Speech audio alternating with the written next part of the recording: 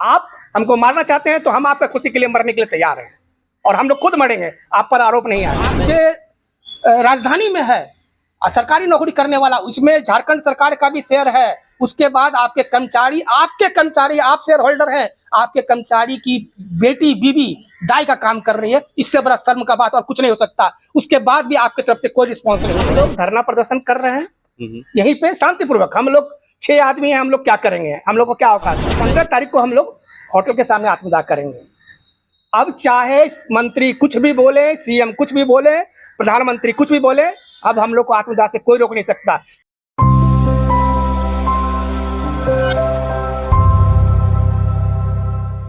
आप देख रहे हैं न्यूज रांची में। इस वक्त हम मौजूद हैं रांची होटल अशोक में।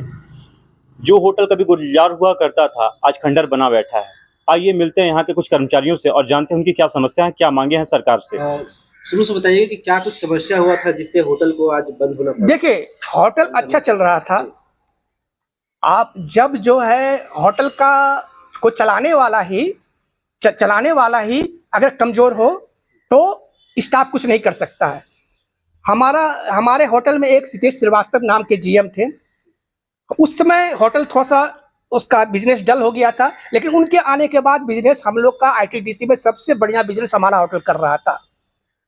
और उनके जाने के बाद, उनके पहले से ही कहिए कि हमारे जो जीएम आ रहे थे, अब जो 3 साल पढ़ के होटल मैनेजमेंट पास आउट किए हुए हैं, आप उनको जीएम बना दे रहे हैं। और कोई सेफ को वहां से दिल्ली से जो नया पास आउट है उसको जीएम बना, हम लोग का 30 साल का अनुभव है, आप 3 साल वाले को जीएम बना दे रहे हैं, हमारे ऊपर आके बना दे रहे हैं जिनको कोई अनुभव नहीं है, होटल चलाने का कोई अनुभव नहीं है, तो होटल क्या चलेगा। और दूसरा चीज है कि होटल का बिजनेस गिरना शुरू कर दिया।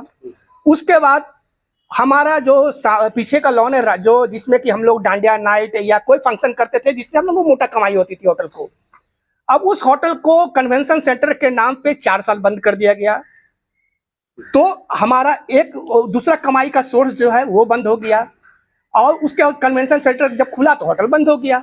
तो आप हमारा मेन सोर्स बंद कर दिए। आप रिनोवेशन पे 1 रुपया खर्च नहीं कर रहे थे, होटल तो डाउन होगा ही। दूसरा चीज है कि ये कह रहे हैं कि होटल घाटा में जा रहा था।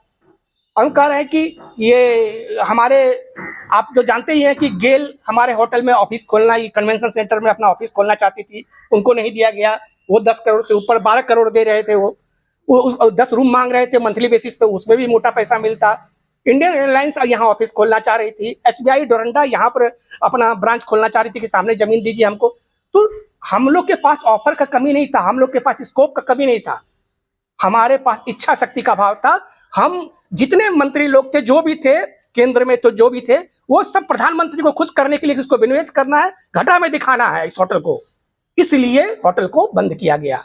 इस पे आरोप लगा रहे हैं हम। देखिए, अगर आप शेयर ट्रांसफर नहीं कर रहे हैं तो हम तो सबसे पहला आरोप माननीय प्रधानमंत्री पर लगाएंगे, क्योंकि अगर हम आपको 40 दिन से लेटर दे रहे हैं कि आप कैबिनेट में मैटर पड़ा हुआ है, आप ट्रांसफर क्यों नहीं कर रहे हैं, शेयर प्रस्ताव पास क्यों नहीं कर रहे हैं, उसके बाद भी आप खामोश हैं, इसका मतलब आप स्वीकार कर रहे हैं कि ये मैटर केंद्रीय कैबिनेट में पड़ा है चाहे नहीं है, आप स्वीकार कर रहे हैं, या आप अपरोक्ष रूप से झारखंड सरकार को सपोर्ट कर रहे हैं गलत करने में। पिछले 40 दिन से राष्ट्रपति से लेकर के यहाँ के माननीय डायरेक्टर टूरिज्म को पत्र दे रहे हैं, राष्ट्रपति, उपराष्ट्रपति, प्रधानमंत्री सबको, यहाँ के माननीय सीएम महोदय को भी पत्र दे रहे हैं।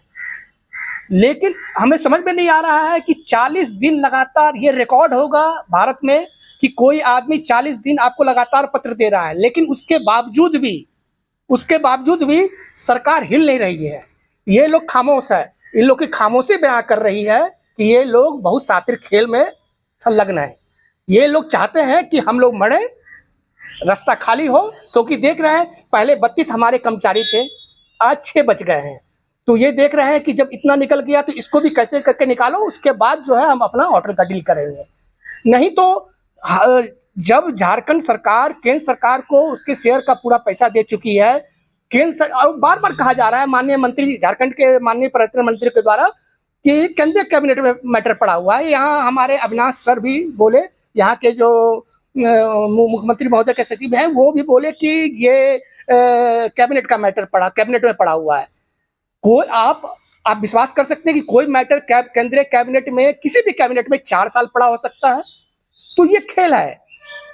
ये लोग जो भी बोले ये खेल है। और इतना भी तो संवेदनशील होना चाहिए हर सरकार हो, इंसान हो, किसी को भी, कि अगर हम मर रहे हैं, हम तड़प रहे हैं, हम 40 दिन से आपको पत्र दे रहे हैं, तो आप हमसे बात कीजिए कि मैटर क्या है ना। हम इसको सुलझाने का प्रयास कर रहे हैं, लेकिन इन लोग की तरफ से कोई रिस्पॉन्स नहीं। अच्छा, ये जानना चाहेंगे कि आप लोगों का कितने दिनों से वेतन बकाया है? हम लोग का 2 साल से ऊपर का वेतन बकाया है। और सबसे उसमें भी बहुत बड़ी बात है कि आप हमको 1996 में 5वां वेतन आयोग लागू हुआ था।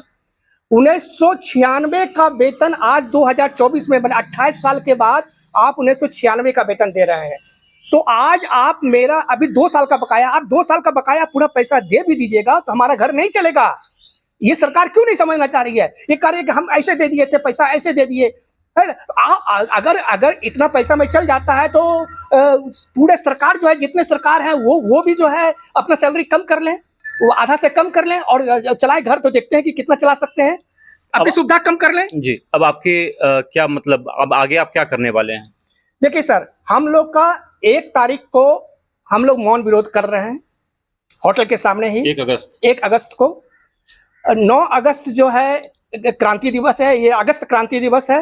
उस दिन हम लोग, हाँ, उस दिन हम लोग धरना प्रदर्शन कर रहे हैं यहीं पे शांतिपूर्वक। हम लोग 6 आदमी हैं, हम लोग क्या करेंगे? हम लोग को क्या औकात है? सिर्फ आप 6 ही कर्मचारी हैं? 6 कर्मचारी हैं हम लोग। और बाकी के कर्मचारी कुछ मर गए, कुछ VRS लिए, कुछ रिटायर कर गए। और 15 तारीख को हम लोग होटल के सामने आत्मदाह करेंगे। अब चाहे मंत्री कुछ भी बोले, CM कुछ भी बोले, प्रधानमंत्री कुछ भी बोले, अब हम लोग को आत्मदाह से कोई रोक नहीं सकता, क्योंकि आप लोग की तरफ से जितनी बेरुखी हो रही है हम लोग नहीं सुन सकते।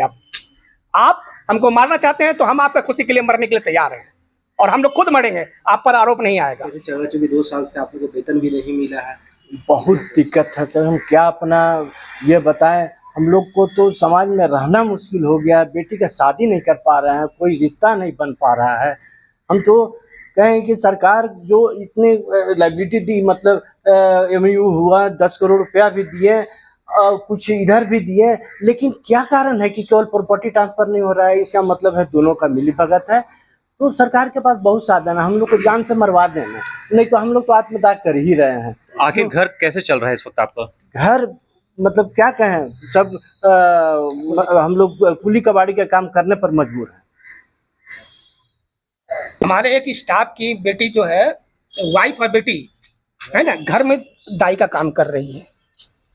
हम किस तरह से उसका वर्णन करेंगे? जो आदमी सरकारी नौकरी करता था, रांची में है, आपके राजधानी में है, सरकारी नौकरी करने वाला, उसमें झारखंड सरकार का भी शेयर है। उसके बाद आपके कर्मचारी, आप शेयर होल्डर हैं, आपके कर्मचारी की बेटी, बीवी दाई का काम कर रही है। इससे बड़ा शर्म का बात और कुछ नहीं हो सकता। उसके बाद भी आपकी तरफ से कोई रिस्पॉन्स नहीं हो रहा है।